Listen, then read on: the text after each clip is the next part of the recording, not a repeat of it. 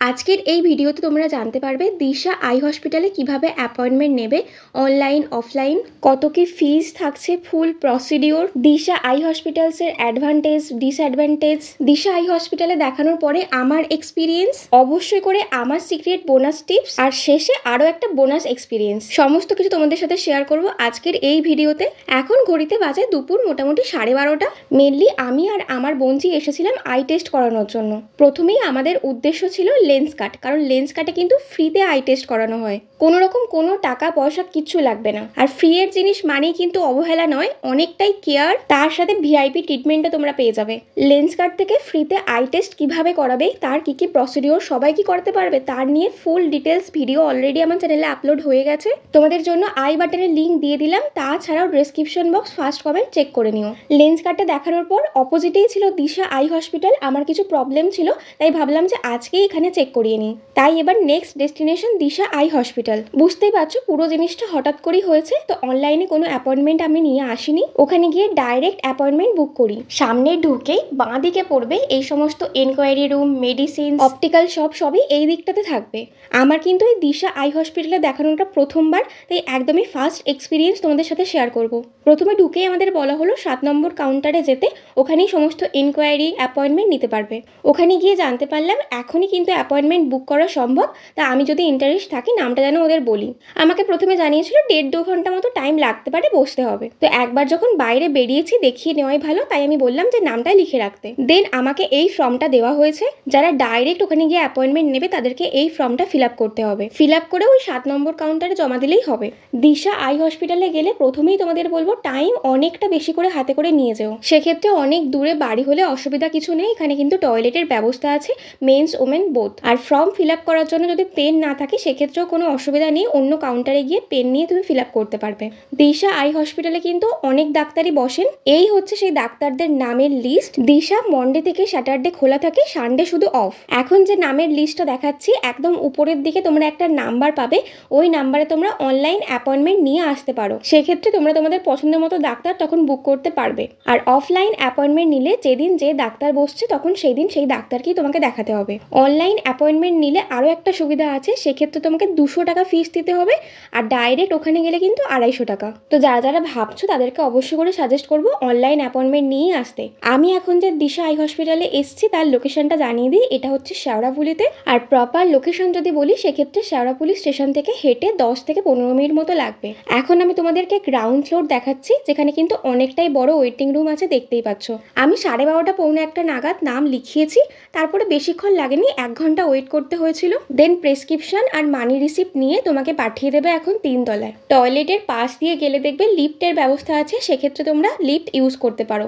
আমাকে প্রথমে বলেছিল 401 নম্বরে গিয়ে আই টেস্ট করাতে, তারপর ওখান থেকে বাকি প্রসিডিওর আছে। 3 তলায় উঠে ভিডিওগ্রাফি একদমই অ্যালাউ ছিল না, তাই তোমাদেরকে কোনো রকম ভিডিও ক্লিপ দেখাতে পারিনি। তাই এবার যা বলার সবটা মুখেই বলবো। ফার্স্টে 401 নম্বরে গেলে সেখানে ডিজিটাল মেশিন দিয়ে তোমার আই টেস্ট করানো হবে, তারপর 401 থেকে 402 নম্বর রুমে ট্রান্সফার করা হবে। সেখানে অপটোমেটিক্স তোমার চোখ পরীক্ষা করে তোমাকে নেক্সট 405 নম্বর রুমে ট্রান্সফার করবে। আমি গিয়েছিলাম শুক্রবার, সেই দিন ওপিডিতে ডক্টর অমিতাভ কুণ্ডু ছিলেন, তিনিই দেখেছেন।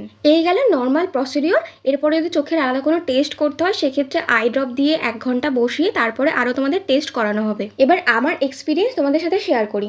ফার্স্ট টাইম দিশা আই হসপিটালে গিয়ে আমি খুব একটা স্যাটিসফাইড হইনি, কারণ আমার যে প্রবলেমের জন্য লেন্স কাটে দেখানোর পরে দিশা আই হসপিটালে গেলাম তার কোনো সমস্যার সমাধান হয়নি।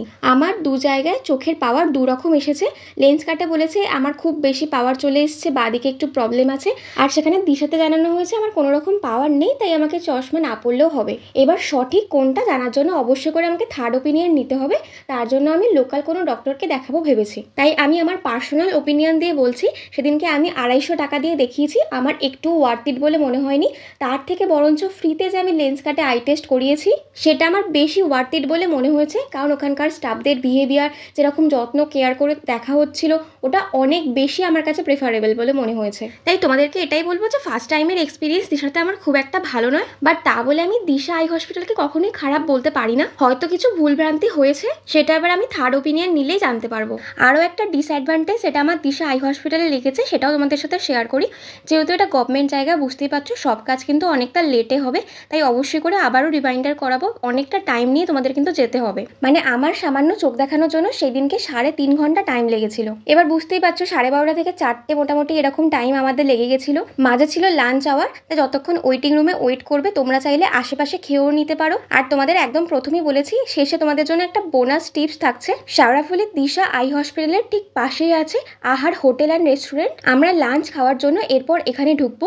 এখানে সার্ভিস কি মেনু পাওয়া যাচ্ছে, খাবারের দাম কেমন, কতটা হাইজিন মেনটেন করা হচ্ছে, এরপরে সেটা তোমাদেরকে দেখাবো। মেনলি ভেতরে ঢুকে যা দেখলাম, এই হোটেলগুলোতে ওই দিশা আই হসপিটালে যারা দেখাতে আসেন তারাই খাওয়া দাওয়া করছেন, কারণ বুঝতেই পারছো অনেকটাই টাইম লেগে যায়, সেক্ষেত্রে এই সমস্ত জায়গাতেই লাঞ্চ কমপ্লিট করতে হয়। ভেতরে অনেকগুলি চেয়ার টেবিলের ব্যবস্থা ছিল।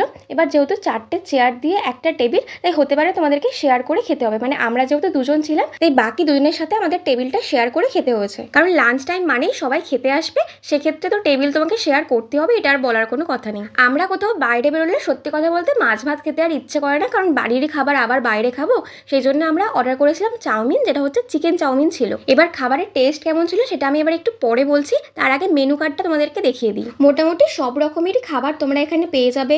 পরোটা, লুচি থেকে আরম্ভ করে মাছ ভাতের থালি, ডিম ভাতের থালি, মানে সব রকমেরই বাঙালি থালি এখানে আছে। মাছের অনেক রকম ভ্যারাইটি আছে দেখলাম। মোটামুটি 100 থেকে 150-র মধ্যে মাছ ভাত তোমরা পেয়ে যাবে। এক্সট্রা চাইলে সেক্ষেত্রে তোমরা তখন ভাত বা তরকারি এক্সট্রা নিতে পারবে। এবার বলি আমরা যে খাবার অর্ডার করেছিলাম সেটা কেমন ছিল। একদম অনেস্ট বলছি, নর্মাল এই সমস্ত হোটেলে যেরকম খেতে হয় ঠিক সেরকমই, একটুও বেশি না একটুও কম না, অ্যাভারেজ খেতে ছিল। তবে চিকেনের পিস বেশ কয়েকটাই ছিল, মানে খুঁজে পাওয়া যাচ্ছে না এরকম একদমই না, বেশ কয়েকটা চিকেনের পিস আমি দেখতে পেয়েছি। সাথে এক্সট্রা করে কোনো স্যালাড দেয়নি, কেচাপ আর চিলি সসটা আমরা চেয়ে নিয়েছিলাম। এবার আসি হাইজিন নিয়ে। দেখো বাইরের যে কোনো খাবার খেতে হলে হাইজিন ব্যাপারটা ভুলে যেতে হবে। তার উদাহরণ হচ্ছে এটা, প্লেটগুলো দেখে মনে হবে পরিষ্কারই আছে, বাট আমি টিস্যু চেয়ে তারপরে আবার প্লেটটা পরিষ্কার করার পরে এই যে এরকম আর কি নোংরা বেরিয়েছে, বাট ইটস ওকে, এরকম হতেই পারে। তোমাকে নিজের হাইজিনটা মেনটেন করেই আমার মতো প্লেটটা নিজে পরিষ্কার করে নিতে হবে। আদারওয়াইজ বাকি যদি আমাকে জিজ্ঞাসা করো, আমি বলবো হ্যাঁ অবশ্যই করে তোমরা এখানে খেতে পারো, বেশ ভালো খাবার দাবার। কারণ খাবার না খেয়ে এরপরে তুমি ওয়েট করতে পারবে না, কারণ তুমি নিজেও জানো না যে কতক্ষণ টাইম লাগবে। আশা করি আজকের ভিডিওটাও তোমাদের কাছে অনেকটাই হেল্পফুল হয়েছে। যদি ভালো লেগে থাকে অবশ্যই কমেন্ট করে জানিও। তোমাদের কোনো বক্তব্য ওপিনিয়ন থাকলে সেটাও কমেন্ট করতে পারো, প্রশ্ন থাকলে আমাকে জানিও। আমি যতটুকু জানি সেই হিসাবে তোমাদেরকে রিপ্লাই করব। আবারও বলে দিই, আমি শুধুমাত্র আমার এক্সপিরিয়েন্স শেয়ার করেছি, এর থেকে বাইরে আর কিছু না। তোমাদেরকে একটাই রিকোয়েস্ট করব, যদি তোমার চেনাজানা কোনো ফ্রেন্ড বা ফ্যামিলি থেকে থাকে যে ডাক্তার দেখাবে বলে ভাবছে, তাদের সাথে অবশ্যই করে আজকের ভিডিওটা আমার শেয়ার করে দিও, যাতে করে তাদেরও ফুল প্রসিডিওরটা বুঝতে হেল্প হয়। আর লেন্স কার্ড থেকে একদম ফ্রিতে তোমরা আই টেস্ট কিভাবে করাবে তার প্রসিডিওর আমি একটা ভিডিওতে অলরেডি দেখিয়ে দিয়েছি। তোমরা আই বাটন চেক করতে পারো, অথবা এখন যদি স্ক্রিনে ভিডিওটা দেখতে পাও সেক্ষেত্রে তোমরা দেখে নিতে পারো। আজকের ভিডিওটা হেল্পফুল বলে মনে হলে একটা কথাই বলবো, সবার সাথে শেয়ার করে দিও। সাবস্ক্রাইব করার কথা কাউকেই বলছি না, তোমাদের যদি মনে হয় তখনই তোমরা করো। চলো টাটা বাই, সবাই ভালো থেকো, সুস্থ থেকো।